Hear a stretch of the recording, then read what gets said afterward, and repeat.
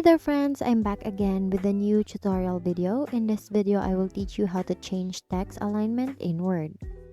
So to start, please open the Word document that you want to edit. So changing text alignment in Word is super easy. First, you need to highlight the text you want to adjust. Now, go to the toolbar at the top of the screen.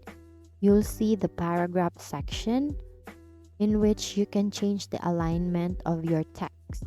So you'll see a button with alignment icons: left, center, right, and justified. So here, left, center, right, and justified. Simply click on the one that suits your needs. For left alignment, click the icon with the text lined up to the left. For center alignment, click the icon with the text centered. For right alignment, click the icon with the text lined up to the right. And for justified alignment, click the icon with the text aligned evenly on both sides. So we will change the selected text to justified alignment. So all you have to do is to click this one, and then as you can see, it will automatically update the text highlighted in your document. And that's it.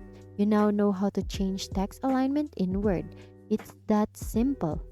Thank you for learning with me today. Once again, thank you for watching how to change text alignment in Word. See you on my next video.